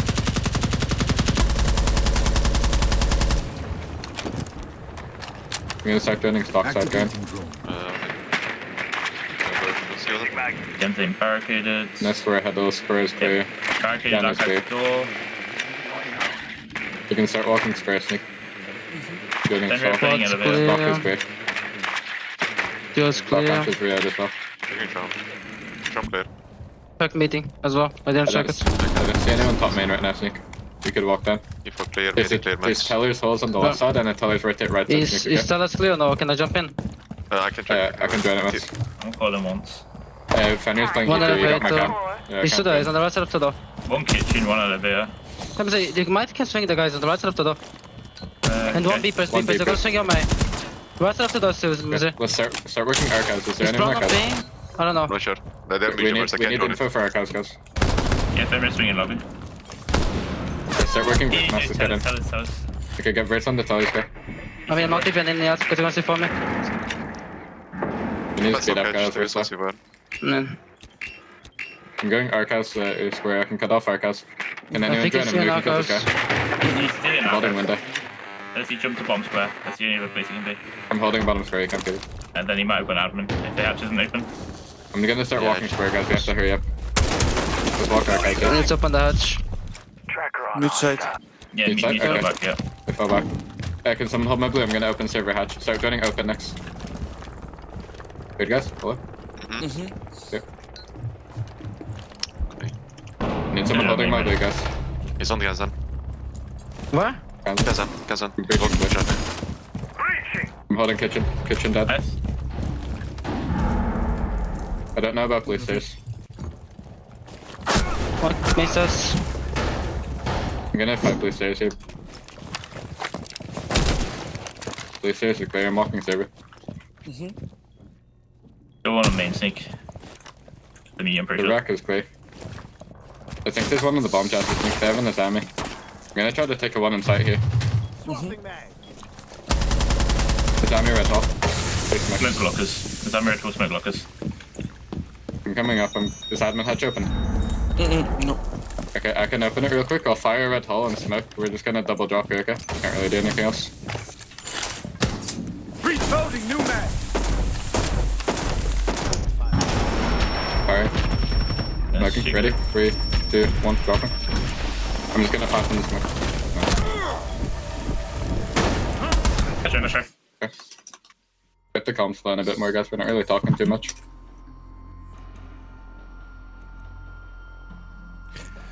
Wow. Thank you very much, Wild. Unfortunately, we didn't quite get the win, but we got a taste of what it's like to attack bank. How do you think about that demo? Well, the predominant voice that I'm sure everyone would have been hearing, that's Evan's voice. So again, that man right there you see on your screen, that is your IGL for the team. obviously you could hear that he was kind of conducting where the team was going. Again, telling them how they're going to set up, what they need to do. However, from what I've noticed, and even Evan kind of let onto it, nobody's really reacting to him. Yeah, I heard Evan around about this time say, can somebody from Tellers and Archives? That wasn't done. They lose a guy from getting swung from Tellers and Archives. There's a moment as well where he was trying to put blue hat, saying, can someone come blue? I'm seeing the buck push down main stairs. Few things that already are kind of sending alarm bells for me. Reloading. Well reinforced. Yeah. Yeah. It's always a double-edged sword, right? I'm sure that if you talk to pretty much any team out there, they will definitely had rounds like that, where one person was talking a lot, there wasn't quite the energy. I think everybody sort of had that element. Your IGL is always going to be the biggest voice, the most sort of apparent voice. That's the best thing to have. But at the same time, you kind of need the others to step in there. It seemed like they were sort of a step behind the course of everything. It's always that interesting comparison as well for us, is for all we can talk about of expectations, we can operate on where we think they're droning based on what they know, the positions they're taking of what they think they know.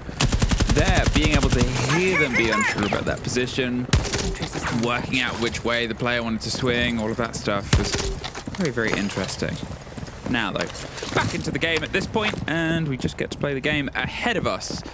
So, from here, obviously Secret, they're just sort of playing to try and push this one over the edge. As I said before, we've had a couple of games that have gone a bit quick, but with everything on our table cemented, with no more changing of, well, you could change places, but it's not going to change any fates. How does just a BO1 with no heat behind it get ourselves a little bit cooked? There's two shields either side, there's a lot of pressure. And there's somebody trying to get out of there. Bounces the smoke back in. They've got control of stock, and then they maybe lose it because Doom gets Garen. They lose one of the shields, but Boomsy does get Noah right back. Doom, however, unrelenting, holds down, locks it off, and, well, 3 players left, 1 shield. What can Wild make of this? Yeah, Doom.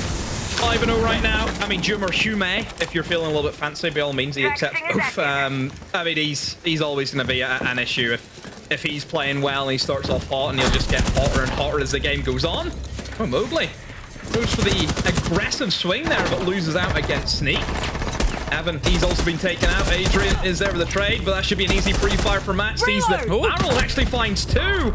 Doom also goes down. Sneak must have had info on him walking up square, and yeah, you blink and you miss it. Hey, Evan asked for the team to talk. They started talking, I guess. Came to a result.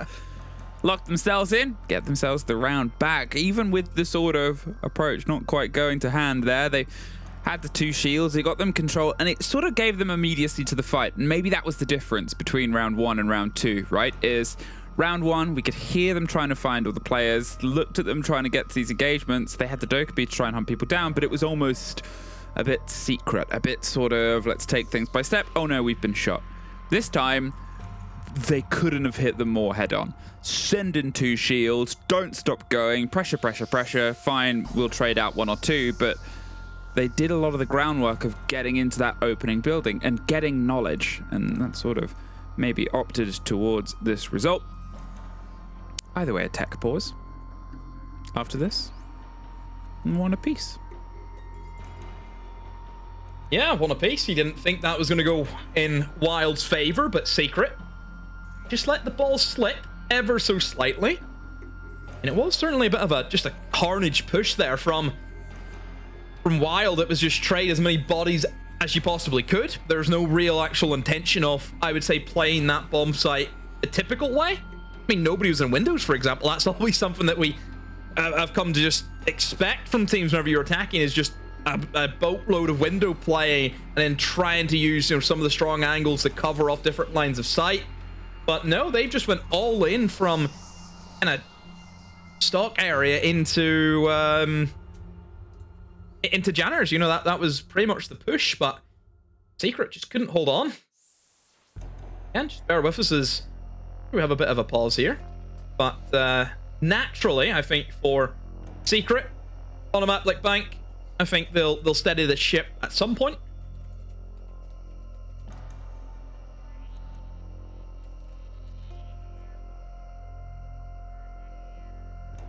Would you dye your hair like Noah and... Nope. Oh, Nope. not even... Nope. Don't even Noah go there. and Adrian? Don't even go there.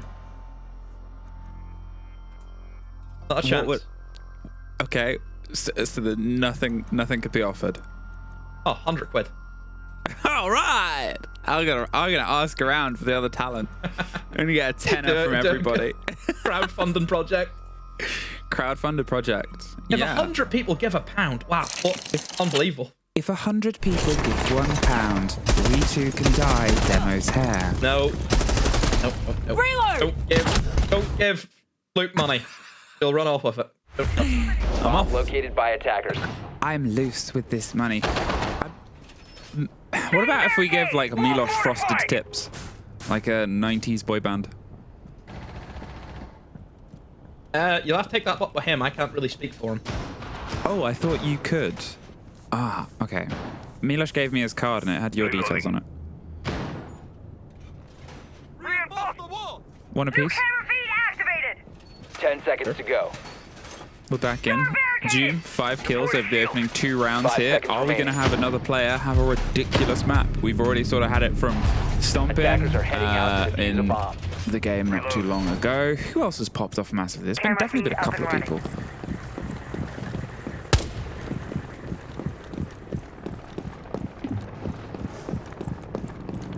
There was someone on Gen G's side who I'm... Nako was 18 to 6. That was it. We've had a couple of huge games today from people. Yeah, I mean, I think Stompin and Laura did pretty good considering there was only 7 rounds in that game period. You know, that was, I think, what was it, 12 or was it 13 kills? And then 13 kills over 7 rounds is just criminal. It's pretty good. Now, we head straight into our open area. We're not looking to play upstairs again. This is something I think Secret, I think Savage mentioned it on social media. Everybody's having a discussion with Dez about, you know, why do teams, even if they lose a site, why do they not repeat it? Why do they immediately go to their next rotation site? And here, Savage just said it keeps the flow going. You know, that's the general gist of it. So, yeah, no surprise to see Secret want to just keep on that rotation. June. Another kill for him, and Savage finds Garen before at least he get 1 kill back for a while. Boomsy was able to enter in towards that top floor, but realistically, you've lost that soft destruction operator in the Ram. I mean, where do you go from here if you're Wild? Well, at this point, they'll see if they can try and get a little bit more of the track down. They've obviously got some of the control and put some damage in towards Doom, but at this point, when you've lost the castle, who has already long since probably set up all of his gadgetry, you're not going to worry too much of that sort of engagement. You're still playing against some pretty heads-up players. Well, one less. Doom knocked out, 3 versus 3, and okay, then you start to look at what do they have in their pockets. They have a C4 to try and get some long arm here, but if the plant is attempted close on towards the wall, you don't have the hard breach, apart from what's in the pocket of Evan. You could open some angles, then maybe try and loop your way round. Boomsy's about to find a fight underneath. Knew where they were going, but it doesn't matter. Savage can hop up and down those hatches. He's going to actually rotate his way around. Instead, in the meantime, they're going to try and apply some pressure here, but there goes their catch on a loose player, and that air jab is only really going to stop partial movements. Mowgli gets one more. Sneaks exploded, and the back line of Secret holds true. Yeah, Secret, I think, just having a really good opening from there. It was always going to be in their favor. You know, without the soft destruction, difficult to gain real map control. For Wild, just that opening did not do them any favor. So Secret, you know, the rotation working out well for them. And look, I think Secret are always going to be the favorite just based on the map. You know, Bank is a map that they'll play anyone in the world on. You know, this is a good Team Secret map, one that they perform very, very well on.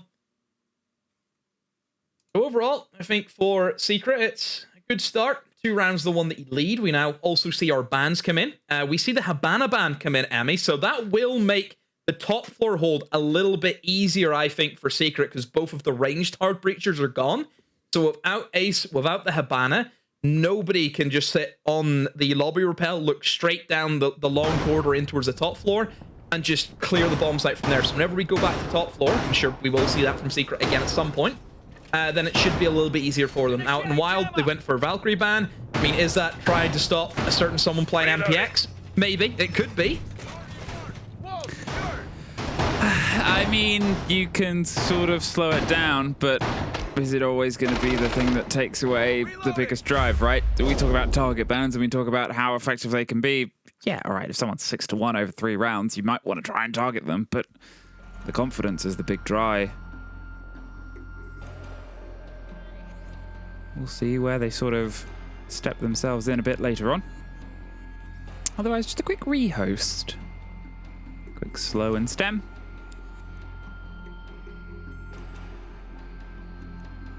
You get a bit of a break. I was going to say, we've had a very quick day up until this point, so... Yeah. I'm not going to say we would use something like this. Well, I think just based on the matches as well, we did have quite a lot of big teams up against not so big teams. So maybe I think it's the best way to put it as well. You know, you had obviously G2 and Falcons up against weaker opponents than themselves. Again, I would say something's probably similar here. You've kind of got a David Goliath story also brewing with Secret and Wild. But I think mentioned we have had a fairly quick day. No overtime, so we've yet to get an overtime. But some of them would have been due just based on the last day. A lot of teams would be giving it their all, but just didn't maybe plan out the way that I think in a cinematic world we would have liked. I mean, that was sort of dictated from game one, right? Yeah. It's the weird thing about this position is we talked about it before the day. We were like, oh, if this happens, then this could happen, and this could happen. But in those situations, you're always talking about the underdog, and those things do happen. But there's a reason they're the underdog story, right? There's a reason that you don't call that the sort of safe bet.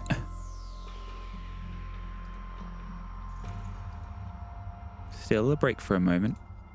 Time to think about, I don't know, what do you think about? Where do you go? What, during rehost time? I just have a look at the table, but really the table doesn't do anything. Well, it does. There is one little thing.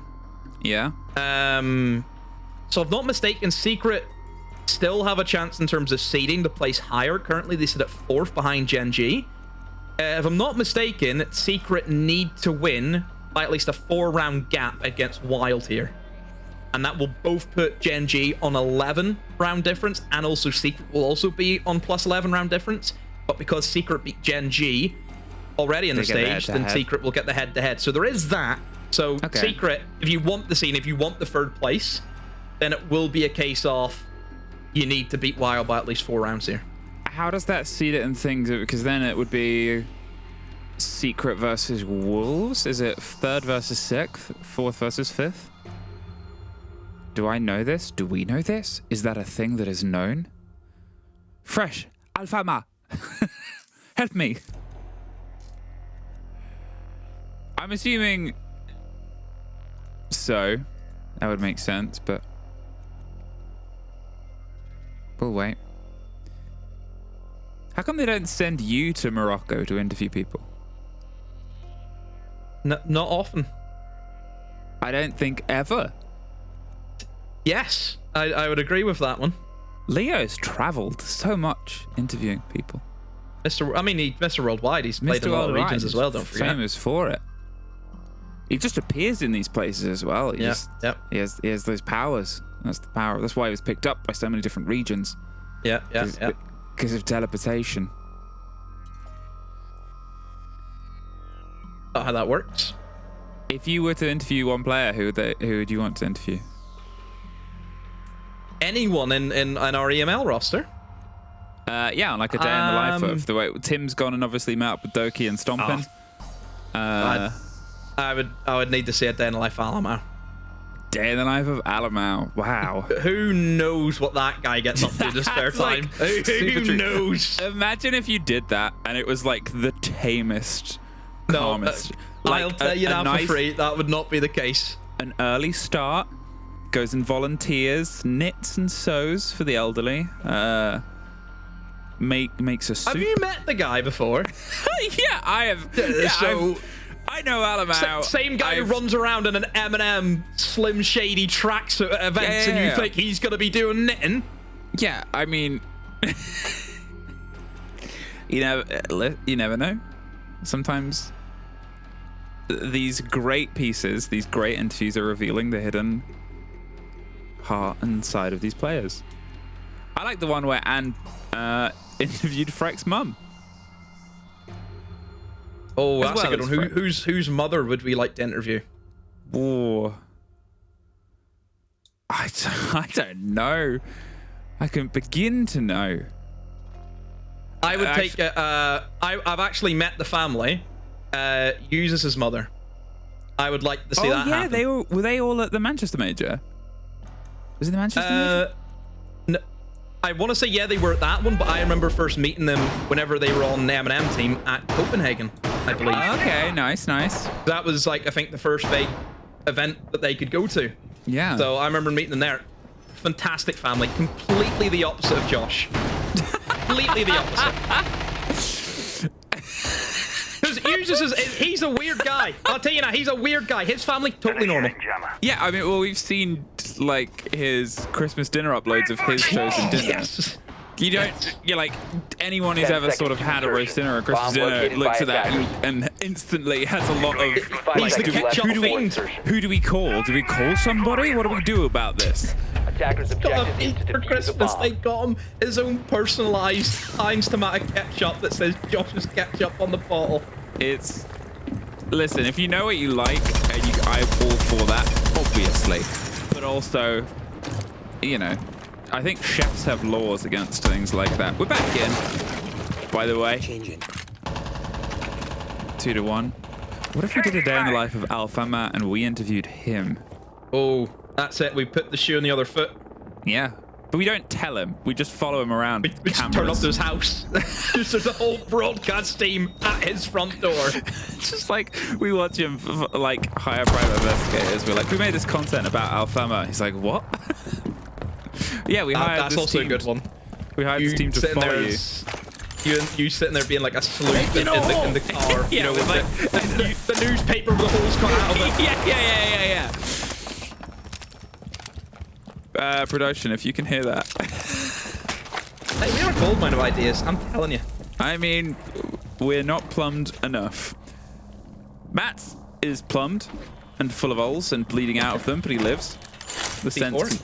Yeah, the sense can try and apply some pressure here on towards it. They still have 2 more C4s and a lot to throw down. They're just wasting time. The inevitable approach on towards this basement site, and you're probably like, hey, why are the casters just talking rubbish? Because this is how a bank hold where everybody's in the site works. They'll spend a minute and a half clearing the top 2 floors and still get the hatches open and then start to focus on the site itself. You've got a glass, you've got a sense, you can kind of put the pieces together here, gang. Yeah, pretty atypical kind of lineup we expect to see now in the current meta, since being a massive one, as we know.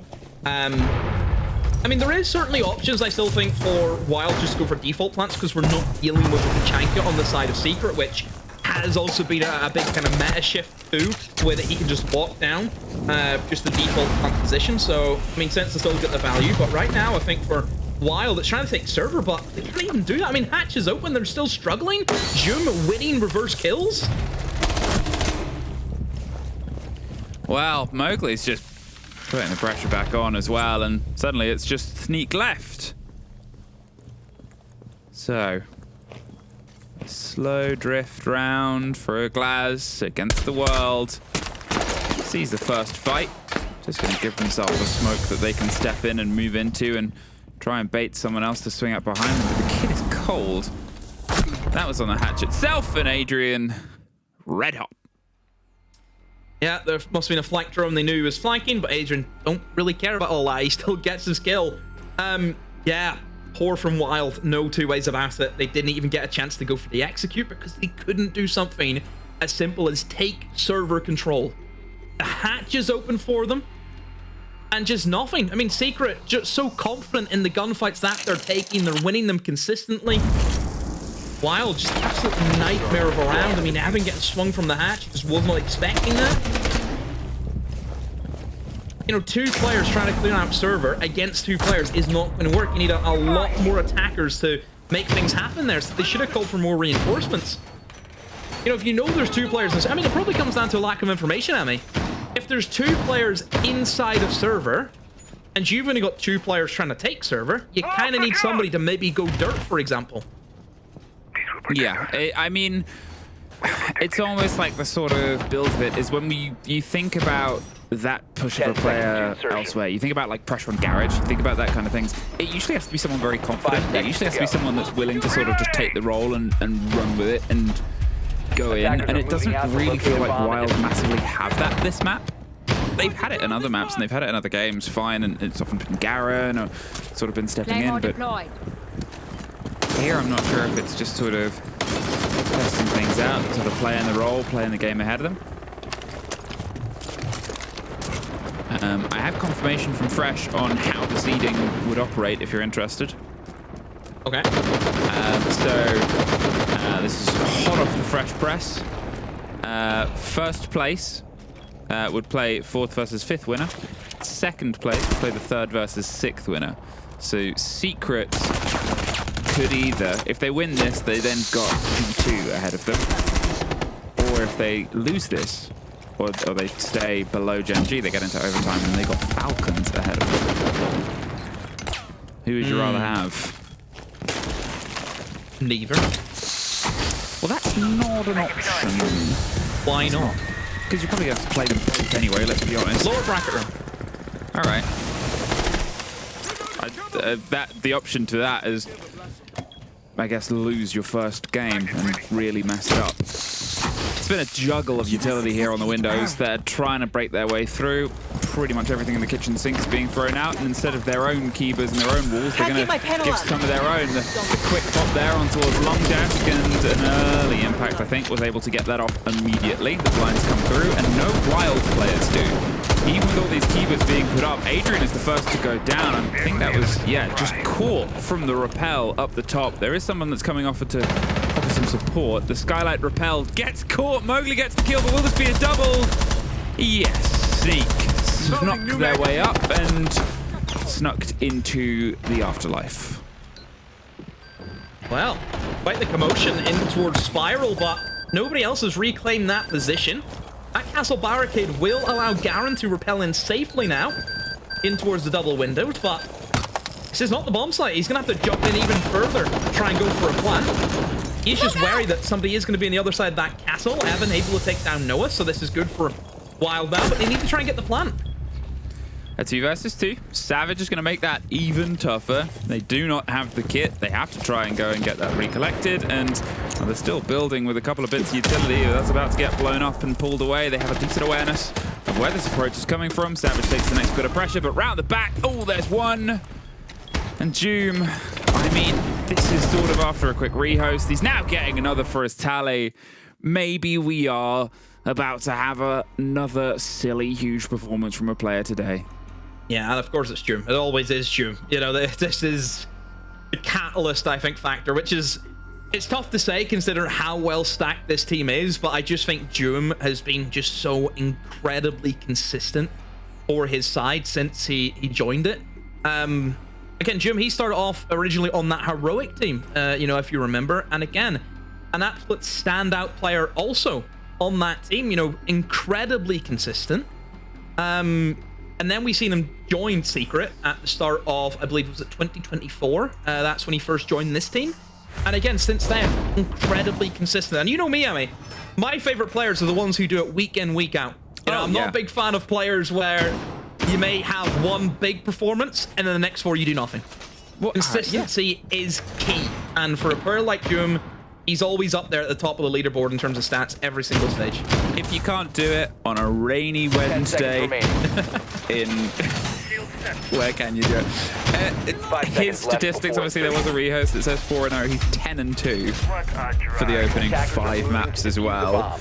I think that's slightly off of Stompin's pace, but... Yeah, he finished as the second best player last stage, don't forget as well. Yeah, he has 2 rounds to get 3 more kills, I think, because what was it? Stompin was 13-1 earlier on today? I think, yeah, I think it was something like that, yeah.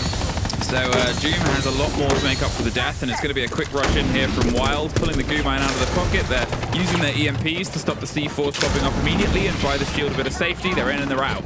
So, in that movement, what have they wasted? You may be asking. At least a C4, the utility that might have been on the other side, but the goo mines will come back. But from their pockets, 4 smokes, and now a player. I don't think that's really worked. That was brutal.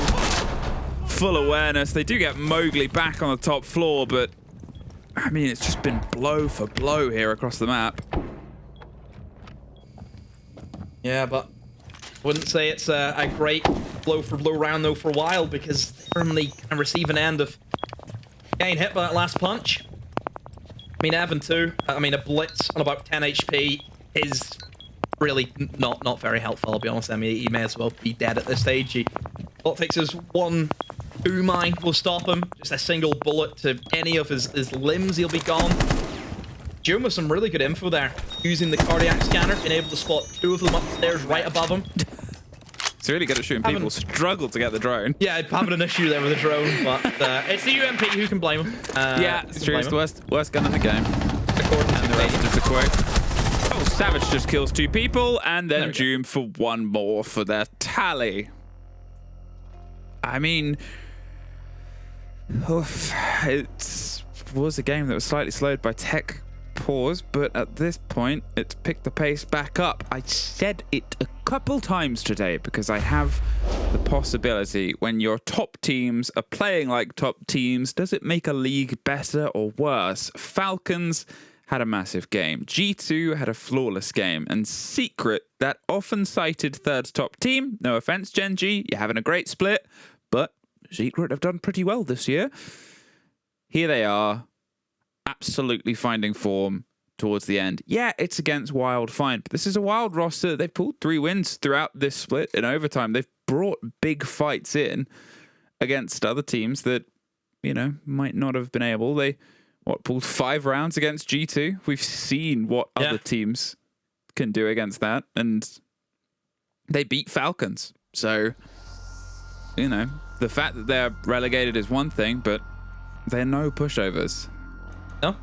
I just think this game, it's not hitting the same for Wild. You know, maybe the confidence just isn't there. It's the case of this game means very little for themselves. You know, I mean, I say very little, it means nothing apart from really their own pride of, you know, winning or losing a game. You know, for Secret, give credit to them. They started off this stage. We were really worried. You know, they lost their opening 3 games, but they are on par now to just sweep the rest, you know, take 6 in a row. They almost done kind of the reverse of Fnatic. Fnatic won their first 3 and lost their last 6. Whereas Secret lost their first 3 and now it looks like they're going to win their last 6. 10 seconds oh, left. how the turntables. 5 seconds remaining. Reinforcing wall. Just letting that one hang for a second. Attackers are heading out. I get the reference, don't worry. Oh, okay. The words, I flipped them round. Oh, it's Michael Scott. Yeah. Well, Michael Scott. Any. I'm sorry, you comparing yourself to Michael Scott? I'm taking the quote. The quote is now mine. That's a good view, you should do, because I know you love doing the little media post about who's who. You should do that for the office for your next one. Ah, yeah, I do. I do That's often a good do. one to do. Yeah, I'll put that on the list. It's on the list. 5-1, and we now get a taste of a secret attack. Is this going to be a quick turn of the second half, or I have you covered? Can Wild find some of the fight here on their defense? Now, Tellers was a position we heard about droning, but Sneak doesn't really care. Savage does drop the shield. A fantastic take onto Doom. And that's the Capital gone, and it's Doom gone. His first death since the rehost, his 3rd of the map entirely. Boomsy's taking a bit of a risk. Oh, just misses out on the player. Seems like they know. They know her. Yeah, they do. They must have heard him up there. Just the player in the rappel would have heard a little bit of creeping around. I mean, the multi being allowed up, I think, is very surprising from Wild. I know they went for the 2 hard breacher bans to try and, you know, give them a better chance to go over towards the top floor. Of course, trying to deny hatches, but again, given Secret the multi, you know, Savage